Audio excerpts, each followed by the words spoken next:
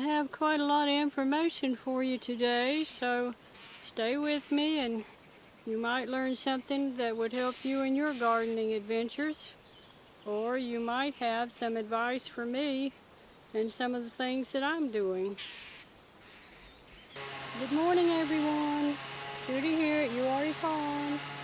And it's been a while since I did a video, and like everybody says, we have been really busy.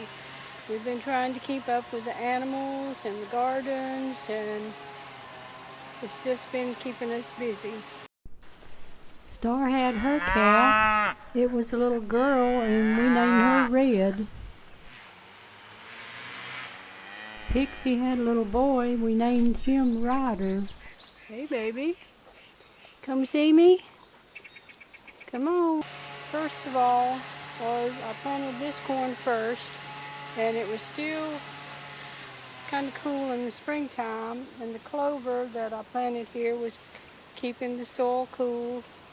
And when I planted the corn plants, the soil was too cool for the plants, so they couldn't take up the nutrients as well as they should. So this stunted them on the beginning, so I don't expect them to do as good as they could, but it's not a total loss. I've got some green forage for my animals. I've got clover growing, so that's still going to be a help. This is the second area in this garden that I planted.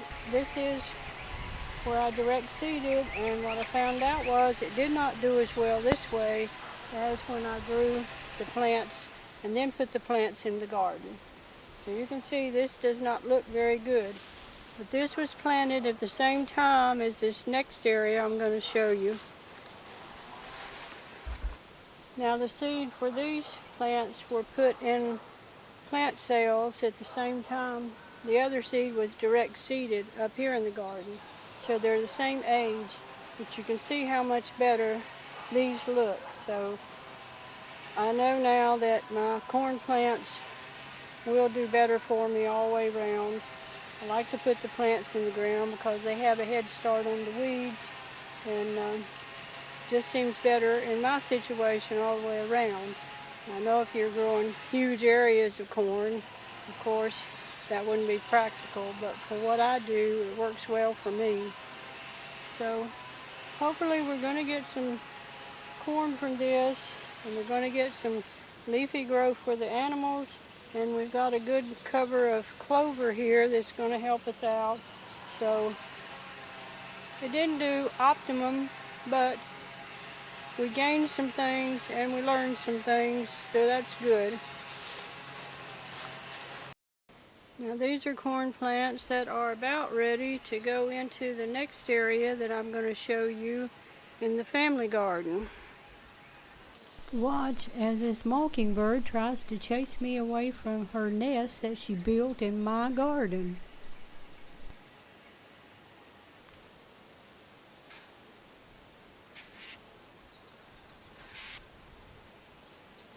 This is the first sweet corn I planted in this garden area, and I planted it just after the last frost, and I also have clover growing here, and I had hopes that the clover would help feed nitrogen to the corn plants, but I can't really say that I saw that happen this year. And since, like the other garden, the soil was cool and it stunted these plants early on, and so you can see how small they are.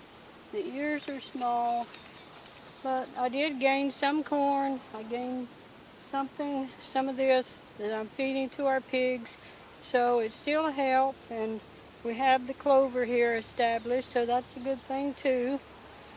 Now, next, I plan to put the corn plants I just showed you up on the table in here, replant corn. The soil's warm, it's warm weather, so I'm going to see what happens when I plant corn plants in clover when the soil temperature is good.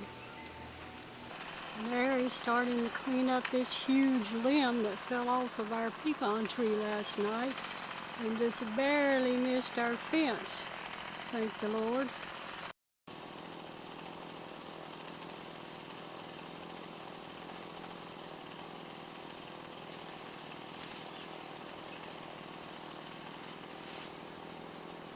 If you saw my previous videos on strawberries, you'll recognize this area as the area that I had the strawberries in this spring. So the strawberries finished, and I took up the ground cover, and then I have planted blue sweet potatoes in this middle bed. These blue sweet potato slips grow differently than the Covington do. The Covington, I just take off the little sprouts and put them in a jar of water and set it in the windowsill in the house. But these blue sweet potatoes don't grow up so tall, so I put the potato in the ground.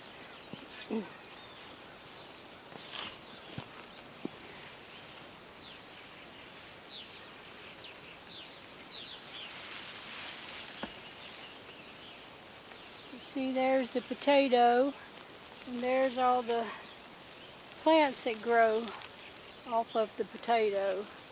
And then I can just separate those and plant them. And I planted tenderette green beans in the 2 beds on the side, so hopefully that's going to do well for us this year. But things that we always learn something by doing. Strawberries planted in the fall need the black plastic to warm up in the spring. So that's why I use it, even though I don't like the black plastic. But it does hinder the soil some. This soil doesn't have the organic matter in it. It doesn't infiltrate water as well as where I've had the cover crops. So with everything, there seems to be some good and some bad, and we just have to decide what will work best in the situation that we're trying to cope with at the time.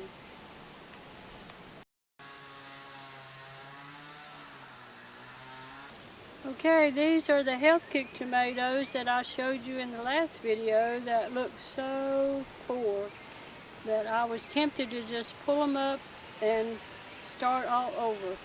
But I'm glad I didn't, because the soil warmed up and I fertilized the plants and they started to grow, and so now we have a lot of nice tomatoes. They've set fruit even when it was very hot, and some of our other tomatoes did not set fruit, so I'm very glad that I didn't take out the plants.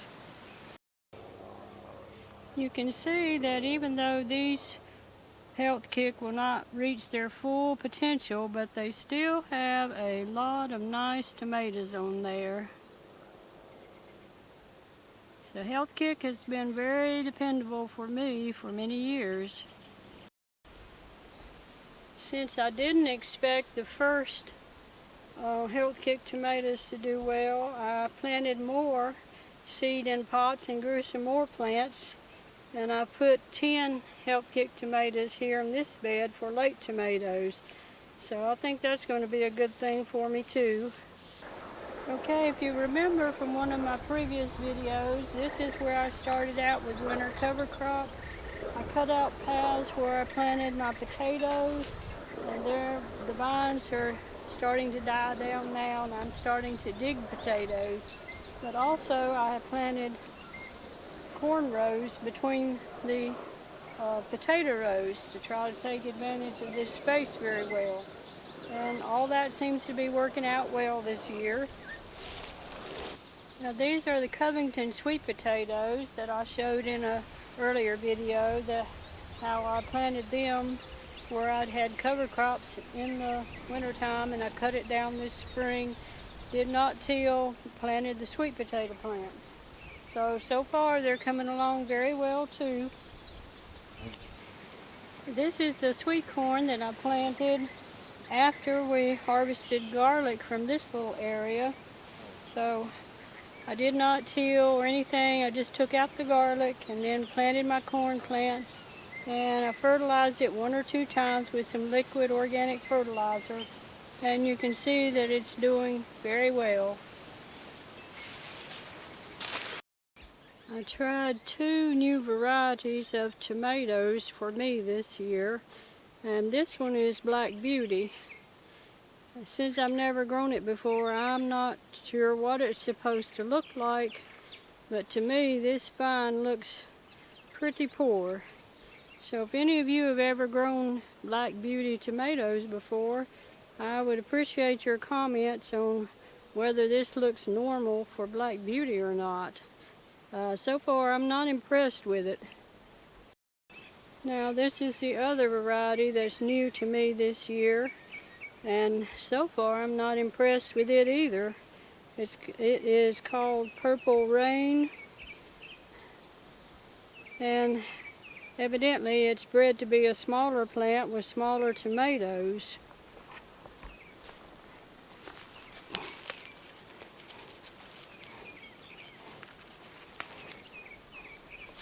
And so far what I get are tomatoes that are really not usable.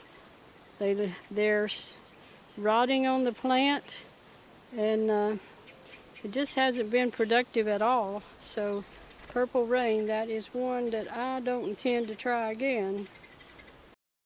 These are my Cherokee purple plants, and I like to grow some of those every year. They taste very good. They're not as productive as the First Prize, but they also have come out and grown well since the soil warmed up.